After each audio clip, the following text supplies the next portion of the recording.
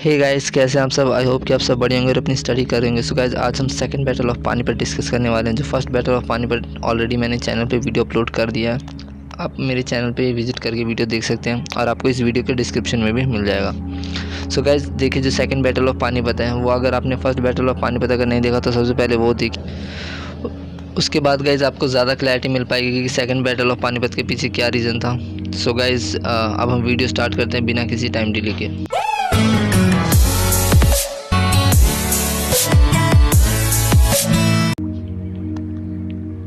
So guys, सबसे पहले तो आप ये एक फ़ोटोज़ देख लीजिए, हम आगे डिस्कस करने वाले हैं। सो गाइज, ये है हेमचंद्र विक्रमादित्य, जिन्हें हेमू के नाम से भी आगे डिस्कस करेंगे, और ये है अकबर। अब गाइज देखिए, सबसे पहले हम बात करते हैं कि हेमचंद्र विक्रमादित्य के बारे में। गाइज तो देखिए, जो हेमू विक्रमादित्य है या फिर हेमचंद्र विक्रमादित्य है वो दोनों सेम ही हैं। उनकी जो मृत्यु है, जो उनकी डेथ थी वो 5 नवंबर 1556 जो सेकंड बैटल ऑफ पानीपत है वहीं पे हुई थी। गाइज इसका इनके बर्थ के बारे में कुछ ज़्यादा हमें प्रूफ नहीं मिलते, कुछ क्लैरिटी नहीं मिल पाती कि उनका बर्थ कहाँ हुआ है। कहा जाता है कि इनका जो बर्थ है वो राजस्थान में हुआ, बट उस चीज़ की भी क्लैरिटी नहीं है, तो खैर उसको रहने देते हैं। अभी हम बात करते हैं हेमचंद्र विक्रमादित्य के बारे में। ये एक इंडियन एम्परर थे जो पहले वाजीर या चीफ ऑफ आर्मी स्टाफ बने थे। किसके? आदिल शाह के वो चीफ ऑफ आर्मी स्टाफ बने थे। ओके, और ये किसके डायनेस्टी के थे? ये सूर डायनेस्टी के थे। इन्होंने लगभग 22 बैटल्स जीती थी। किसके लिए? आदिल शाह, जिसके लिए जिनके लिए काम करते थे उनके लिए। और ये इनमें कहा जाता था कि बहुत ज़्यादा इंटेलेक्चुअल स्किल्स, एफिशिएंट एडमिनिस्ट्रेशन, और ये एक बहुत अच्छे से वॉरियर माने जाते थे। ये एक पहले ऐसे रूलर थे जिन्होंने सोल्जर को सैलरी देना स्टार्ट किया था कि मैं आपको अब से सैलरी दिया करूँगा जो भी आपकी काम आप करते हो उसके रिगार्डिंग। अगर आदिल शाह के टाइम पे बात करें तो ये एक बिजनेसमैन हुआ करते थे और ये सॉल्ट बेचते थे। फिर उसके बाद उन्होंने आदिल शाह की आर्मी को ज्वाइन किया, और आदिल शाह की आर्मी को ज्वाइन करने के बाद वो बिल्कुल स्टार्टिंग से लेके वो बहुत हाई ऑफिशियल रैंक तक हो गए। उन्होंने बहुत ज़्यादा स्ट्रगल करके उन्होंने आर्मी में अपनी एक पोजीशन बनाई, और एक टाइम पे ऐसा हुआ उन्होंने खुद की एक आर्मी क्रिएट कर लिया। और जो मुग़ल डायनेस्टी थी उन्होंने ये सपना देखा कि मैं ये नहीं चाहता कि इंडिया के अंदर कोई और कंट्री से आए और डायनेस्टी या एम्पायर के लोग यहाँ पे शासन करें। तो उनका जो मेन सपना ये था कि मुग़ल डायनेस्टी को ही रिमूव करें। उनकी किसी से दुश्मनी नहीं थी, बस वो चाहते थे कि जो मुग़ल डायनेस्टी है ना वो इंडिया के अंदर से रिमूव हो जाए। अब बात करते हैं बैकग्राउंड की बैटल की। तो गाइस देखिए, फर्स्ट बैटल में याद होगा कि जैसे हमने देखा था कि फर्स्ट बैटल में था जो बाबर वो जीत गया था। अब गाइस वहीं से थोड़ा सा स्टार्ट करते हैं। देखिए जैसे बाबर जीता, उसके बाद जो सेकंड बैटल है वो 5 नवंबर 1556 को होता है। ये आपको डेट याद करके रखना, एग्जाम में भी आता है। किसके बीच में होता है? ये अकबर और हेमचंद्र विक्रमादित्य के बीच में हुआ। कहा तो जाता है अकबर के बीच में, बट अकबर की उस टाइम एज थी 13 ईयर्स के समथिंग थी, तो इतना कोई छोटा लड़का कैसे वॉर कर सकता है। बट इनके नाम पे बैरम खान ने फाइट किया था। अब जैसे देखिए गाइस, जैसे डेथ होती है बाबर की, तो जो हुमायूं, अब हम बात करते हैं थोड़ा सा बाबर की। जैसे कि एक टाइम पे बाबर भी क्या हुआ उसकी मारा गया था। तो बाबर की डेथ के बाद जो हुमायूं है वो कहाँ बन जाता है? वो एम्परर बन जाता है। और जो शेर शाह सूरी है उनके पास मेन उनका ये रहता है कि भाई अब इस हुमायूं को क्या करना है? शेर शाह सूरी से लड़ना है। क्यों लड़ना है? ताकि वो उसके पास पावर आ पाए। लेकिन जो कहा जाता है कि हुमायूं एक अच्छा राजा नहीं था, वो वैसा टाइप का राजा था जो ज़्यादा बैटल नहीं करता था। बट होता है बैटल ऑफ चौसा, जो कब होता है? 26 जनवरी 1539 को। और बैटल ऑफ चौसा में वो हार जाता है, और हारने के बाद वो लाहौर भाग जाता है। उसकी ये आदत है कि जब भी कहीं बैटल में अगर उसको लगता था कि वो हारने वाला तो वो छोड़ के ही भाग जाता था। उसके बाद जैसे वो भागता तो शेर शाह सूरी क्या करते हैं? सूर एम्पायर को एस्टेब्लिश करते हैं 540 तक, और नॉर्थ इंडिया और कुछ अदर पार्ट वो सारा कैप्चर करते हैं। और कैप्चर करने के बाद क्या करते हैं? जो भी उनके रिलेटिव्स रहते हैं ना उनके बीच में वो सारा जो भी एरिया वो कैप्चर करते हैं वो उनको बांट देते हैं। अब उसके बाद गाइस देखिए क्या होता है। उनके बाद वो जो भी एरिया था उन्होंने कैप्चर करके क्या किया था? बांट दिया था। अब जो शेर शाह सूरी है उनकी भी डेथ होती है, बट उनकी डेथ किसी बैटल में ना किसी ने उनको मारा नहीं था, बल्कि वो गन पाउडर यूज़ करे थे, और वो गन पाउडर ना उनके मुंह पे ब्रस्ट हो गया था, फेस पे ब्रस्ट हो गया था, जिसकी वजह से 1545 की इनकी डेथ हो गई। जैसे डेथ हुई तो जो इस्लाम शाह सूरी थे जो उनके बेटे थे वो नए एम्परर बन गए। 1553 तक वही बन के रहे। उसके बाद जो इस्लाम शाह है, इस्लाम शाह ना 1553 में मर गए थे, डेथ हुई इनकी। क्यों? क्योंकि एक बीमारी उस टाइम फैली थी, प्लेग के कारण उनकी डेथ हुई। अब उनके जो बेटे थे फ़िरोज़ खान जो बेटे थे इस्लाम खान के, उनके एक अंकल थे आदिल शाह, वो उन्होंने मार डाला उसे, क्योंकि उनकी एज इस टाइम 11 की समथिंग थी, 11 ईयर की समथिंग, और उसके बाद उन्होंने मार दिया। अब जैसे ये बात हुमायूं को पता चलता, जो हुमायूं ऑलरेडी भाग चुका था लाहौर, कि तो वो सोचता है कि अब मैं जाके दोबारा से अपना जो भी एम्पायर उसको दोबारा री एस्टेब्लिश कर सकता हूँ। तो वापस वो क्या करता है, आ जाता है वापस। एक मिनट गाइस, ओके अब आगे देखिए। उसके बाद जो सिकंदर शाह थे, सिकंदर शाह कौन थे, जैसे मैंने आपको बताया स्टार्टिंग में कि शेर शाह सूरी ने क्या किया था, बहुत सारे अपने जो भी रिलेटिव्स उनके बीच में कुछ कुछ एरिया डिस्ट्रीब्यूट कर दिया था। तो उन्हीं में से एक थे सिकंदर शाह। तो उसके बाद क्या होता है, सिकंदर शाह ना सबसे पहले हुमायूं आता है और इन सिकंदर शाह से क्या करता है, बैटल करता है, battle of Sirin. Battle of Sirin करने के बाद वो जीत जाता है और दिल्ली और दिल्ली को वो कैप्चर करता है और सोचता है कि अब आगे की साइड चला जाए, अब आगे की साइड वो लड़ेगा। बट हुमायूं को किससे लड़ना पड़ता है, हुमायूं को लड़ना था आदिल शाह से, क्योंकि आदिल शाह वही वो अंकल थे जिन्होंने फिरोज शाह को मार दिया था। अब आदिल शाह के नीचे एक काम करते थे, जो मैंने बताया था कि आदिल शाह में आर्मी ऑफ चीफ कौन थे, हेमू या हेमचंद्र विक्रमादित्य काम करने थे।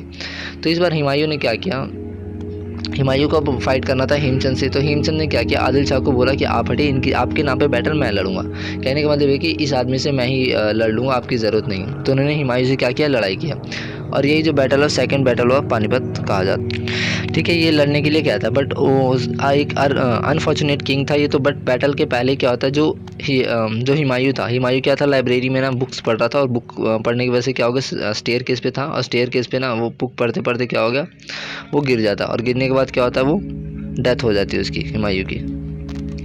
अब उसके बाद तो वो लड़ाई लड़ नहीं पाता। बट अब धीरे धीरे क्या होता है, वो हेमचंद सोचता है कि धीरे धीरे मैं क्या करूँगा, अपने जो भी मुगल एम्पायर है उनको ख़त्म करना हुमायूं स्टार्ट करता है। और उससे पहले वो हुमायूं तो पहले ऑलरेडी मर चुका है, हेमचंद क्या करता है, स्टार्ट करता है। और उसके बाद जो कुछ और जो मुगल जगह थी, जैसे इटावा हो गया, बिंदुआ हो गया, इन सबको क्या करता है, वो धीरे धीरे ख़त्म करना स्टार्ट करता है, उन पर अटैक वटैक करके उनको ख़त्म करना स्टार्ट करता है वो।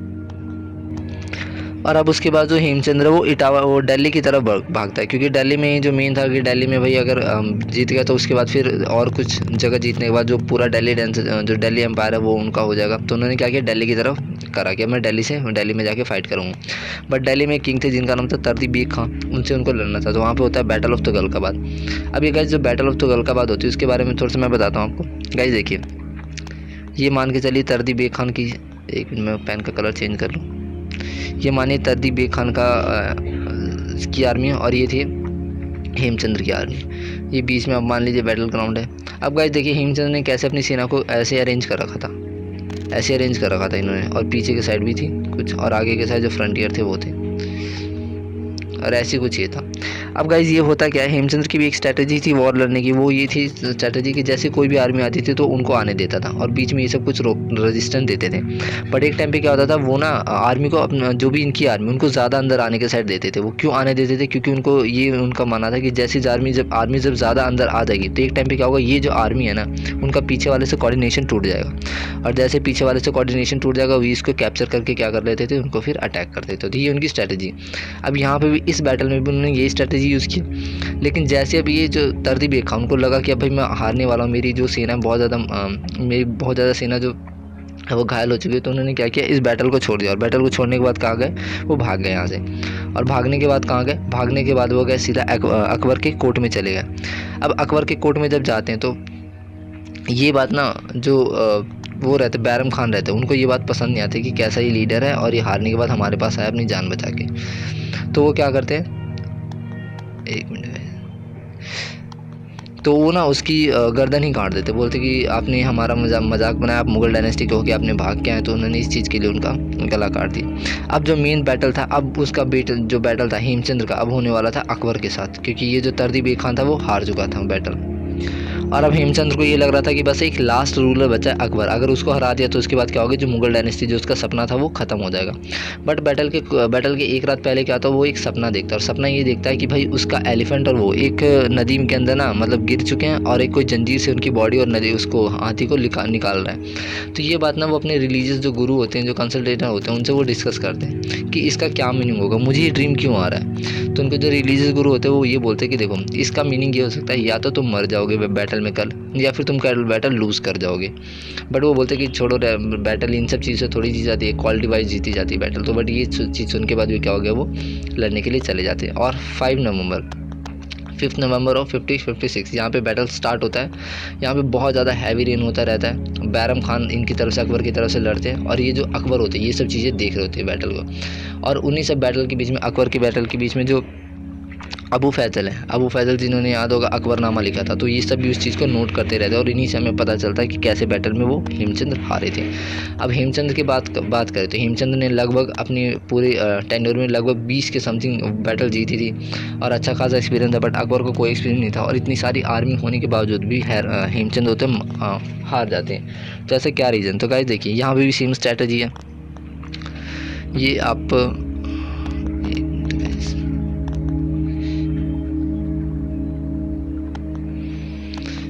ये अकबर और ये हेमचंद्र, इन्होंने भी यहाँ भी सेम स्ट्रैटेजी यूज़ की। ठीक है, सेम स्ट्रैटेजी यूज़ की उन्होंने। पेन का कलर चेंज कर लूँ। सेम स्ट्रैटेजी ये अकबर और ये हेमचंद्र, ठीक है, बीच में। अब यहाँ भी इन्होंने वैसे अपनी आर्मी अरेंज कर रखा था, और अकबर की सेना भी ऐसी आर्मी थी। अब गाइस होता क्या है, यहाँ भी उन्होंने वही चीज़ यूज़ किया कि भाई उन्होंने क्या किया, पहले तो बहुत ज़्यादा पीछे तो उनकी आर्मी को आने दिया। अब जब आर्मी आ रही थी तो एक टाइम पे क्या होगा, इन्होंने स्टार्टिंग से इसकी आर्मी को मारना स्टार्ट कर दिया था। जो अकबर की आर्मी उनको स्टार्टिंग से ही मारना स्टार्ट कर दिया था। अब जब स्टार्टिंग से मारना स्टार्ट किया तो जो बैरम खान वो सोच रहे थे कि अगर हम ऐसे चलता रहा ना तो हम क्या होगा, मैच हार जाएंगे, मतलब जो वॉर है वो हार जाएंगे। और बिल्कुल ऐसे कंडीशन हो गया था। उनके बहुत सारे सोल्जर मारे जा रहे थे, जो हेमचंद है, और हेमचंद के जो सोल्जर थे बहुत ज़्यादा एक्सपीरियंस सोल्जर थे। उनको क्योंकि इस चीज़ का भी मोटिवेशन मिल रहा था कि हमने ऑलरेडी बहुत सारे बैटल जीत रखा है, तो एक छोटे से राजा से लड़ने में हमारी क्या हो जाएगी। वो बहुत ज़्यादा बैटल जीत, मतलब इनकी सेना को मारे जा रहे थे। और एक टाइम पे तो ऐसा था कि वो बिल्कुल वॉर जीत ही रहे थे। बट सडनली क्या होता है, एक अनफॉर्चुनेट कहीं से एक उड़ता हुआ तीर आता है, और जो हेमचंद रहते जब वो हाथी पे बैठे रहते तो उड़ता हुआ तीर आता है और उनकी सीधी आंख में लग जाता है। और आंख में लगते क्या होता है, वो तुरंत ही ज़मीन पे गिर जाते हैं। अब जैसे वो ज़मीन पे गिरते हैं तो उनकी जो सेना रहती है, उनकी जो सोल्जर्स रहते हैं, उनको लगता है कि हमारा राजा मारा गया।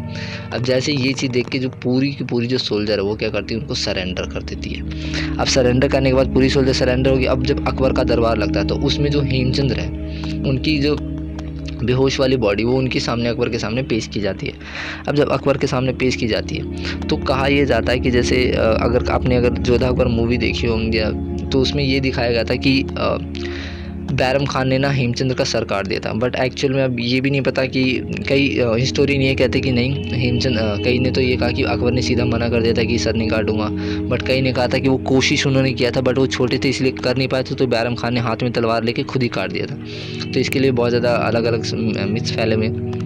बट एक्चुअली में क्या हो जाता है, मार दिया जाता है। अब जब मार दिया जाता है तो उनका जो सर है, सर तो दिल्ली के गेट पे लटका दिया जाता है, और जो उनकी पूरी डेड बॉडी है, जो बाकी बॉडी पार्ट है, वो अफगान में भेज दिया जाता है, ये शो करने के लिए कि देखो जो मुगल डायनेस्टी अभी भी यहाँ पे है और फुल पावर में है। और वो उसके बाद जो बाकी सोल्जर बनते हैं उनका भी वो गर्दन काट के क्या करते हैं, एक बहुत बड़ा सा पहाड़ बनवा देते हैं शो कर, अपनी जो सोल्जर उनको मोटिवेट करने के लिए। सो गाइज ये था जो सेकंड बैटल ऑफ पानीपत था। वीडियो आपको कैसी लगी? अगर वीडियो अच्छी लगी तो वीडियो को लाइक कीजिएगा, चैनल को सब्सक्राइब कीजिएगा, और अगर आपको कोई नई टॉपिक में वीडियो चाहिए तो आप उसके लिए कमेंट कर सकते हैं। Thank you, God bless you all.